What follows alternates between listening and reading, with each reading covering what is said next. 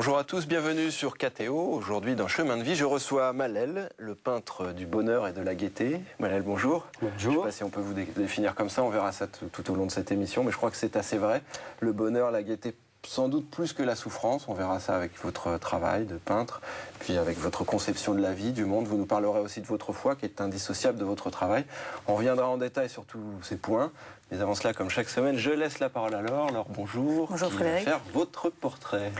Bonjour Malel. Alors comme l'a dit Frédéric, vous êtes un artiste peintre chrétien qui est devenu connu grâce à votre grande œuvre de 8 mètres sur 8, Viens à moi, je t'aime, qui a pour thème Je suis doux et humble de cœur. Et cette œuvre met aussi quand même en avant vos valeurs motrices. Alors il y a la foi que l'on perçoit dans cette présence discrète de la Vierge et peut-être aussi dans la lumière qui est le symbole du Christ pour les apôtres. Il y a aussi l'excellence qu'on peut voir dans les traits fins et précis du tableau. Alors, Laure, pardonnez-moi parce qu'on ne voit pas le tableau, donc je vais demander au réalisateur qu'il la mette, qu'on comprendra mieux ce que vous dites. Voilà, merci. Et enfin l'homme, car c'est un homme que vous avez peint tel que vous ou Frédéric, et non un Dieu magnifié. Et donc si on reprend une par une ces trois valeurs, on arrive bien à voir le fil de votre vie. Alors commençons par la foi. Elle est présente dans votre vie dès votre naissance en 1958, dans une famille catholique de culture, de tradition. Cette foi aurait donc pu être par mécanisme plus que par choix, mais assez rapidement vous avez pris conscience que tout ceci n'était pas un mensonge, qu'il y avait bien quelque chose de plus, quelque chose derrière. Et du coup, à 22 ans, vous décidez d'aller quotidiennement à la messe, à faire des catéchèses et à organiser des retraites. Mais malgré cette omniprésence de la foi dans votre vie, vous ne pensez pas du tout au séminaire, car vous savez que votre vocation est dans le mariage. Alors parlons maintenant de votre deuxième valeur fondamentale, l'excellence. Cette notion, vous l'avez acquise tout au long de votre scolarité qui fut, on peut le dire, des plus classiques. Le bac, du droit, des études de théologie avec en parallèle une des meilleures écoles de commerce, l'ESSEC, puis un MBA aux États-Unis. Et c'est là que vous apprendrez le professionnalisme, à vous battre, et les cultures de l'excellence et du « je suis le meilleur » entre guillemets, ce qui fait de vous d'une certaine manière un perfectionniste, et cela se voit très bien d'ailleurs dans vos œuvres. Et si l'on regarde encore une fois Viens à moi, je t'aime, on remarque bien que les traits du Christ sont vraiment très très fins et très précis. Et d'ailleurs vous avez réalisé une 50aine de dessins préparatoires avant de concevoir cet exemplaire-là, qui vous a demandé 6 mois de travail. Et donc tout ce travail, toute cette peinture que vous faites est aspirée par votre recherche incessante de comprendre l'homme. Et c'est à votre retour des États-Unis que vous décidez de vous consacrer entièrement à la peinture. Et vous commencez par travailler comme un acharné, et cela pendant 5 ans, le nu et le portrait, car faire des nus ou des portraits, c'est pour vous peindre la vie, et que vous voulez être le peintre de la joie et non un peintre de nature morte, comme le disait Frédéric. Alors pour terminer, je dirais donc que ces 3 mots, foi, excellence et homme, sont les 3 valeurs fondamentales pour votre bien-être intérieur, telles les 3 couleurs primaires fondamentales à la peinture. Merci beaucoup, Laure. Un petit détail qui vous a échappé. C'était assez fiable. Tout à fait. Ces 3 valeurs, le travail, la foi, l'excellence, c'est ça, ça vous définit bien. Ouais. Ben, on va revenir tout de suite. Je vous ai demandé de choisir 3 photos pour préparer cette émission. Alors la première, c'est véritablement une photo. Après, on verra qu'on est plus dans le domaine de la représentation, puisque ce sera des tableaux. La première photo que vous avez apportée, on va la découvrir dans un instant. Ces 2 petites filles qui se regardent, qui sourient. Je vous laisse un petit peu décrire cette photo. Pourquoi avoir choisi cette photo ? Alors j'ai choisi cette photo pour la promesse de ce qu'est l'enfant. L'enfant est vraiment un don de Dieu. Il y a tout le potentiel de ce que peut devenir l'être humain. Et si j'ai choisi cette photo, c'est parce qu'il y en a 2. Donc je crois que nous sommes profondément appelés à la relation, et la relation dans la joie. Donc inciter le monde à la relation, à ne pas avoir peur de la relation humaine et de se dire qu'il y a plus à gagner dans la relation qu'à y perdre, ça va dans le sens de n'ayez pas peur, la vie vaut la peine d'être vécue, sors de toi-même, c'est l'autre qui va te libérer. Et il y a cette promesse dans cette photo, déjà dans l'enfance, de 2 enfants qui se regardent. Vous parlez un peu comme, enfin, Laure le disait, vous avez une culture un peu de financier, enfin, du marketing, avec cette formation aux États-Unis, et vous gardez ce vocable un peu il y a plus à gagner qu'à perdre, en gros, que c'est presque le pari de Pascal, mais qui va encore plus loin. Vous pensez que la foi peut se réduire à ça, à deux colonnes avec des plus, des moins Non, je crois que fondamentalement, la foi est la chrétienté, c'est une bonne nouvelle, l'évangile, c'est une bonne nouvelle, et il ne faut pas arrêter de le dire autour de nous. Nous avons la possibilité offerte de quelqu'un qui est venu sur la terre, qui a montré qu'il a vaincu la mort, il faut le dire. Il faut le dire. Sinon, l'être humain ne reste qu'avec ses peurs, avec son envie de se juger en permanence. C'est une introspection maladive, cérébrale. On a toujours peur de mal faire. L'homme essaiera toujours des fuites. Il cherchera l'approbation des autres. Il va chercher dans le sexe, dans l'argent, dans la possession, la domination de l'autre, dans toutes sortes de choses qui sont des fuites. Là, il y a quelqu'un qui est tout amour et qui a vaincu la mort. Mais c'est absurde de ne pas en parler aux gens de notre époque. En plus, ils disent ce qui se passera après la mort. Il y a toutes les solutions. Il y a beaucoup plus à gagner qu'à perdre. Bien évidemment, tout choix, toute adhérence, l'amour comporte des exigences. Je ne dirais pas des difficultés, ça demande des exigences, ça demande à être nourri. Mais l'amour est une véritable chance. Une chance, mais en même temps, ça implique... c'est difficile, il faut presque se battre. C'est peut-être plus facile, pour aller un peu loin, de se laisser vivre sans... Non, parce que je pense que si on se laisse vivre, on finit sur son nombril et déprimé. Donc je pense que assez rapidement, c'est au contraire beaucoup plus difficile. Et ça, vous l'avez compris très tôt, ça, parce que tout ce que vous dites, c'est vraiment votre travail de peintre. On le retrouve vraiment dans le catalogue qu'on feuilletera tout à l'heure. C'est la maturité, petit à petit. Au départ, quand j'ai choisi d'aller... il y a un prêtre qui m'a rendu un grand service, donc j'avais choisi d'aller à la messe tous les jours quand j'avais 22 ou 23 ans. On ne prenait pas beaucoup de temps, je trouvais qu'on entendait des choses intéressantes pendant une demi-heure, je recevais quelque chose dans mes mains, j'écoutais une parole qui me paraissait avoir pas mal de sens, et puis un prêtre est venu me voir en me disant « Écoutez, au bout d'un an et demi, là, on vous voit tous les jours, ça commence à bien faire, il serait temps que vous alliez en parler à d'autres. » Donc j'ai trouvé ça plein de bon sens. Et j'ai commencé là à faire de la catéchèse en classe de première et terminale. Donc il y avait l'aspect d'être relationnel, d'aller en parler à d'autres. La chance de l'être humain, c'est d'être relationnel et de comprendre que toute cette foi, toute cette religion, le Christ a envoyé ses disciples vers les autres. Et donc c'est pas pour rester tout seul. Le pire qu'un chrétien pourrait faire, c'est une relation simplement entre moi et Dieu. Il n'a rien compris. À la limite, il a fait parler Dieu dans sa tête. Donc petit à petit, la maturité, c'est la communauté. C'est les autres qui me libèrent. Et ça, vous l'avez retrouvé aussi dans votre travail de peintre aussi. L'idée, c'est presque de communiquer aussi, cette fois. Même si elle n'est pas disciple du premier abord, quand vous peignez des paysages. Disciple, mais quand on fait un portrait, j'ai très vite voulu faire des portraits. Pourquoi? Parce qu'il y a la rencontre avec l'autre. Il y a la chance de... Le portrait, qu'est-ce que c'est? Le portrait, c'est de montrer à l'humanité qu'un être humain, c'est un potentiel d'amour. C'est tout un potentiel d'amour. L'autre est une promesse de vie. Donc le portrait, c'est ça, c'est dire à quelqu'un, regardez, vous avez un visage en face de vous, celui-là, il est digne d'être aimé. Celui-là, c'est un vrai potentiel d'amour. Aimez-le. Cette personne est capable aussi de se laisser aimer. Voilà le thème du portrait. Alors le portrait, je reviens à cette photo avec ces deux petites filles.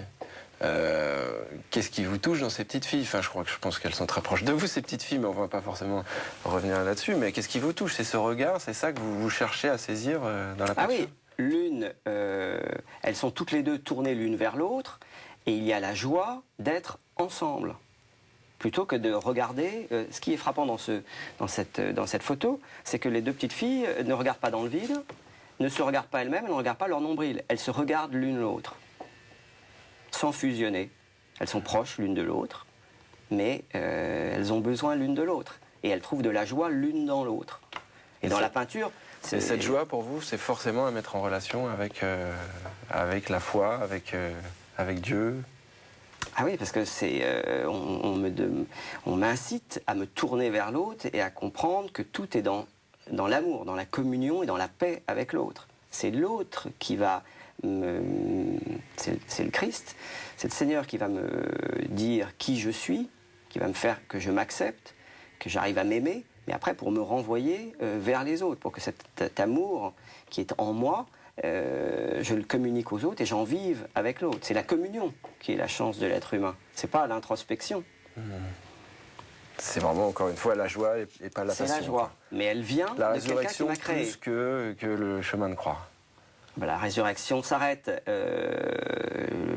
au samedi saint. Si on s'arrête à simplement la croix, il faut qu'il y ait la résurrection derrière. Et après, il faut qu'il y ait la Pentecôte. Il faut accorder autant d'importance aux 50 jours, tous les jours entre Pâques et la Pentecôte, qu'au moment du carême. Il n'y a aucune raison de s'enfermer dans uniquement le carême, dans uniquement la passion. La passion, elle débouche sur Pâques et elle débouche après sur aussi la Pentecôte. Bon, bah, Pâques, on va y revenir tout de suite, puis on va découvrir la deuxième photo. Enfin, là, pour le coup, c'est une œuvre, on l'a vu un petit peu avec Laure. C'est toujours ce tableau Viens à moi, je t'aime, un énorme tableau de 8 mètres sur 8. Alors, moi, j'ai souhaité vous mettre en perspective de ce tableau le retable d'Issenheim, qu'on va découvrir dans un instant. Je crois que c'est une œuvre qui vous a vraiment, une œuvre fondamentale pour vous, qui représente à la fois la crucifixion, une crucifixion très réaliste, presque violente, et puis la résurrection. C'est une œuvre du début du XVIe siècle. Qu'est-ce qui vous a intéressé dans cette œuvre? Alors, cette œuvre qui a été peinte par Grunewald. Là, on découvre justement la résurrection, que je trouve, il y a beaucoup de ressemblances avec votre propre tableau. La grande résurrection, eh bien, dans l'histoire de la peinture, au moins dans le monde occidental, on peut constater qu'il y a énormément de peintres qui ont peint des crucifixions, pas beaucoup qui se sont lancés dans peindre, essayer d'évoquer la résurrection ou la Pentecôte. Pas beaucoup. Pourquoi ? Je ne sais pas. Est-ce que notre monde occidental est très doloriste et s'arrête à la souffrance? Je ne sais pas. Peut-être. C'est vrai qu'il y a quelque chose de fascinant peut-être dans la souffrance. Enfin, je pense... il y a Bacon ou le Caravage. Le Christ n'est pas venu rien que pour souffrir. La souffrance en elle-même n'est le gage de rien du tout. On est quand même tourné vers la bonne nouvelle et vers le christianisme. C'est vraiment le message, ça va bien se terminer. Le Christ a vaincu la mort, ça va bien se terminer. Ce n'est pas la culture de la souffrance pour la souffrance. La souffrance en elle-même n'est le gage de rien. C'est pas parce que je souffre que je vais créer une œuvre d'art. C'est pas parce que je souffre que c'est bien.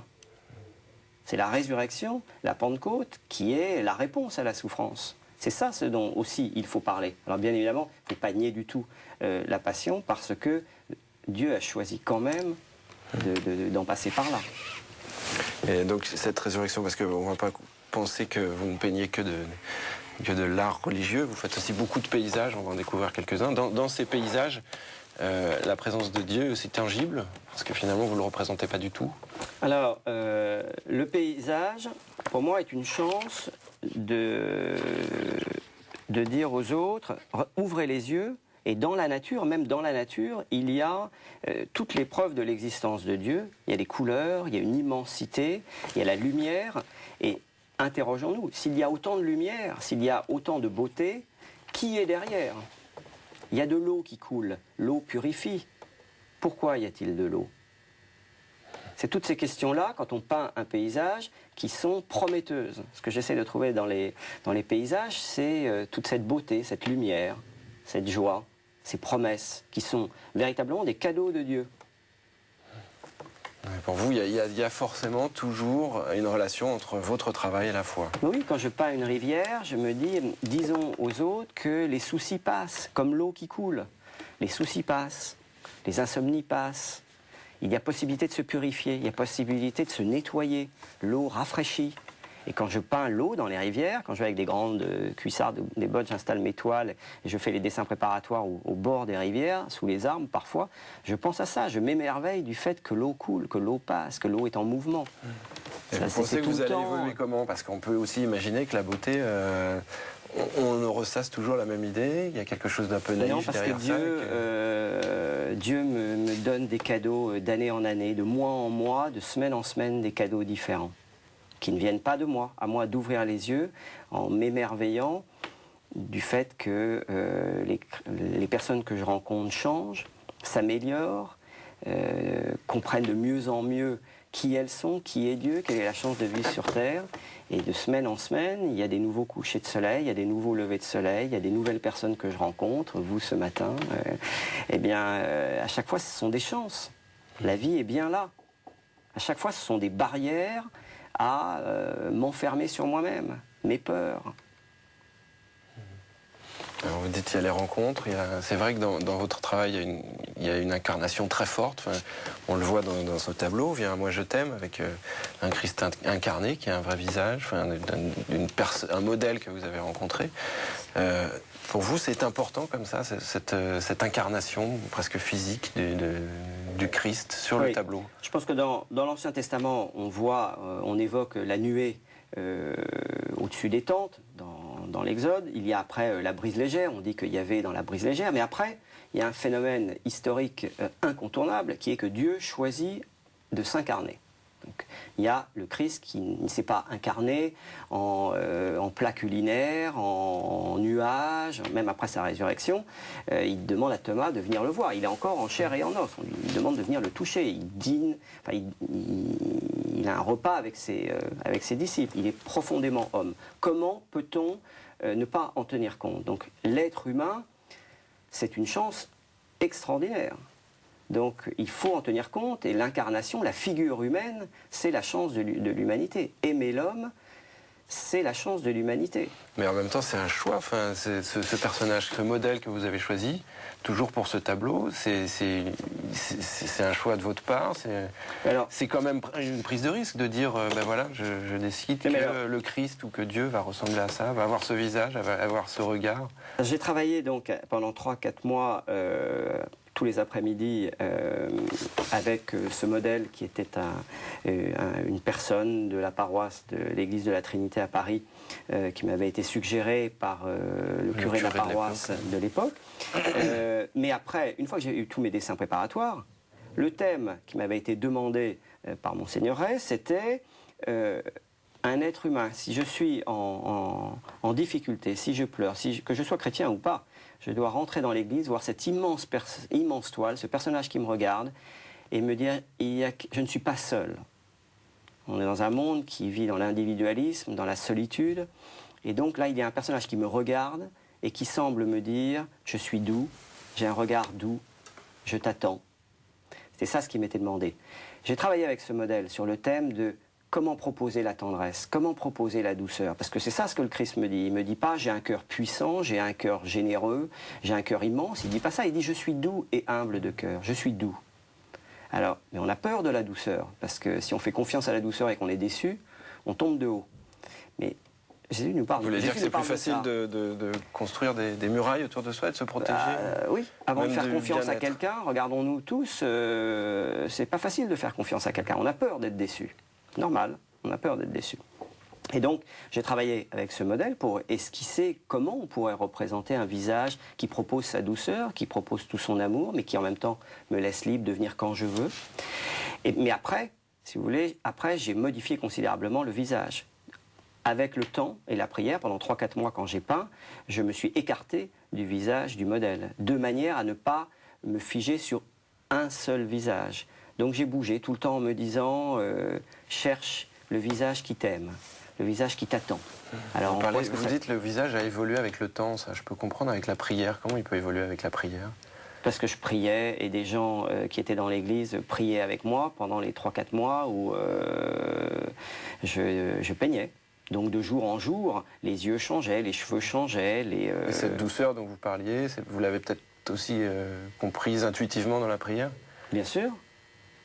Bien sûr, je me demandais tout le temps dans la prière, Seigneur, donne-moi, guide mon pinceau, guide les idées pour que ce visage rassure, ce visage soit une promesse que tu es là pour ceux qui souffrent, pour ceux qui...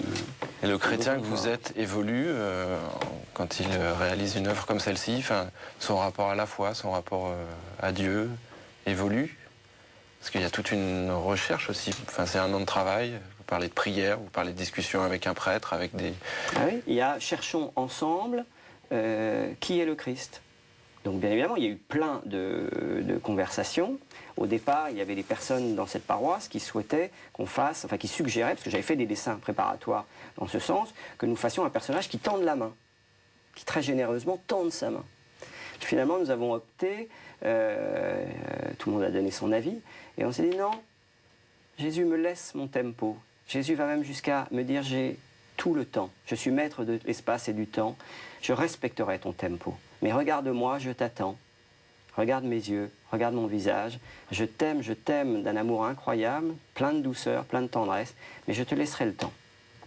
Donc on a enlevé cette main tendue et on a fait un personnage qui est encore plus respectueux de mon tempo. C'était un choix, j'aurais pu le faire, j'aurais pu garder mon idée de la main tendue.